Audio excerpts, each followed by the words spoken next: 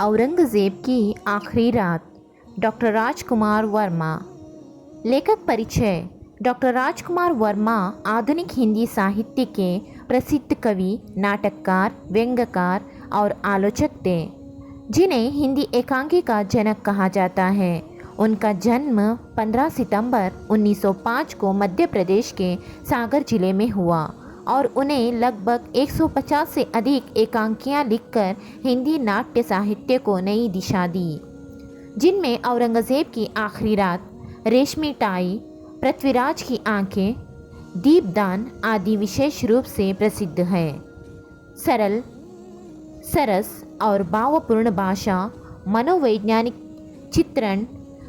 चित्र, इतिहास और राष्ट्रीयता के प्रति गहरी संवेदना उनकी रचनाओं की प्रमुख विशेषताएं हैं। साहित्य और शिक्षा के क्षेत्र में उत्कृष्ट योगदान के लिए उन्हें 1963 में पद्म भूषण से सम्मानित किया गया। कथा वस्तु। औरंगज़ेब की आखिरी रात राजकुमार वर्मा जी का एक सफल ऐतिहासिक एकांकी है, जिसमें औरंगज़ेब के व्यक्तित्व के मानवीय पहलू को बड़ी सफलता से दिखाया गया है। इस एकांकी में मुग़ल बादशाह औरंगज़ेब के जीवन के अंतिम रात में उसके अंतर्मन में उठते पश्चाताप, भय, अकेलापन और आत्मविश्लेषण की गहन मनोवैज्ञानिक स्थिति का चित्रण है। औरंगज़ेब का जीवन हमेशा युद्ध में लड़ते हुए ही बीता। बादशाह बनने की चाहत ने उन्हें अनेक बुरे कर्म करवाए। अपने बड़े भाई दारा को मारकर पिता शाहजहाँ को कैद कर स्वयं मुग़ल सल्तनत का बादशाह बन गए। उनकी दिली इच्छा थी कि वे पूरे भारत पर हुकूमत कर सके, लेकिन उसके लिए उन्हें मराठा, राजपूत तथा पंजाब के राजाओं के साथ युद्ध करना पड़ा। बीजापुर तथा गोलकुंड की शिया रियासत पर विजय प्राप्त करने के बाद औरंगज़ेब की राजलोलुपता ज़्यादा ही बढ़ती गई। उन्होंने घमंड में आकर यह निश्चय किया कि अब मराठों का अंत करना चाहिए, लेकिन मराठों की बहादुरी के सामने उन्हें अपनी असफलता तथा हार स्पष्ट दिखाई देने लगी। छत्रपति शिवाजी के पुत्र संभाजी को स्वपरिवार बंदी बना लिया तथा उनके सामने प्रस्ताव रखा कि अगर वे स्वपरिवार इस्लाम धर्म स्वीकार कर लेंगे तो उन्हें कैद से मुक्त कर दिया जाएगा। मराठे उन्होंने मरना मंजूरी किया, पर टूटना नहीं। औरंगज़ेब के प्रस्ताव को ठुकराया तथा उनके प्रति कटु शब्दों का प्रयोग किया तो औरंगज़ेब आग बबूला हो गए तथा उन्होंने संभाजी को बेरहमी से कत्ल करवा दिया।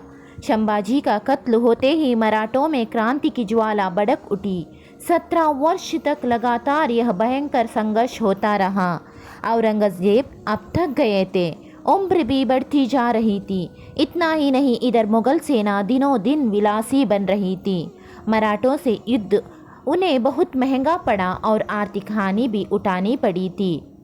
सन 1706 तक आते आते औरंगज़ेब की सेना पूरी तरह विशृंखलित तथा आलसी हो गई थी। इतना ही नहीं, राज्य की आर्थिक दशा भी चिंताजनक हो गई थी।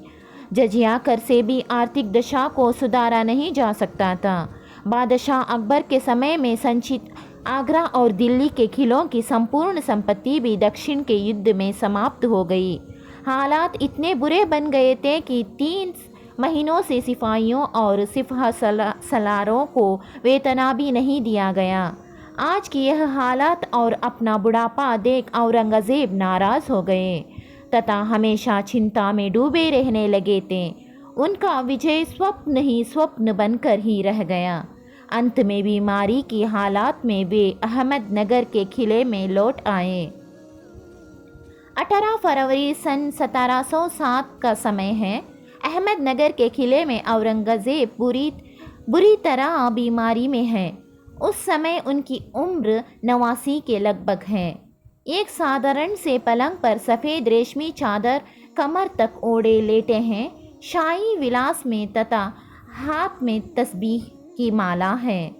उन्हें पता चल चुका है कि अब वे थोड़े समय के मेहमान हैं। ऐसे समय उनके पास उनकी बेटी जीनत उन्नीसा बेगम के सिवाय कोई नहीं।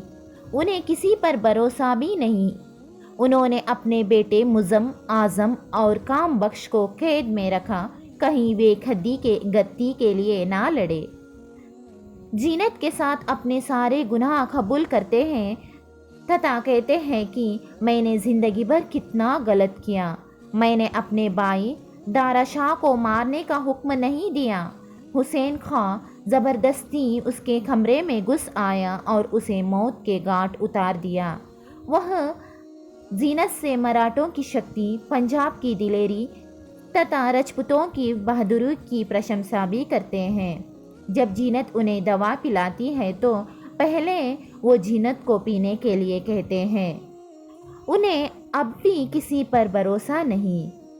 सोने के पिंजरे में कैद पंछी को भी उड़ा देते हैं। जो क्रूरता औरंगज़ेब के चेहरे में दिखाई देती थी पहले, अब मायूसी में बदल गई है। उन्हें अंतिम समय अपने पिता शाहजहां का बेबस भरा चेहरा भी याद आता है। अंत में वे जीनत से कहते हैं कि मैं कितना स्वार्थी हूँ। दवा पहले तुम्हें पीने के लिए कहता हूँ। तुम मेरी बहुत अच्छी बेटी हो। तुम्हारी ख्वाहिश मैंने पूरी नहीं की। तुमने अंतिम समय मेरे पास रहकर मेरी सारी ख्वाहिश पूरी की।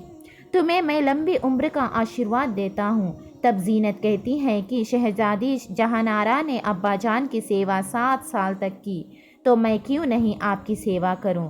औरंगज़ेब कहते हैं कि मेरा जीवन भी एक कैदी की तरह है जिसमें कोई सुख नहीं। अंत में औरंगज़ेब अपने बेटों को ख़त लिखते हैं कि मेरे गुनाहों को माफ़ करना, अपनी माँ उदयपुरी को तकलीफ़ मत देना। इस तरह औरंगज़ेब की मृत्यु हो जाती है।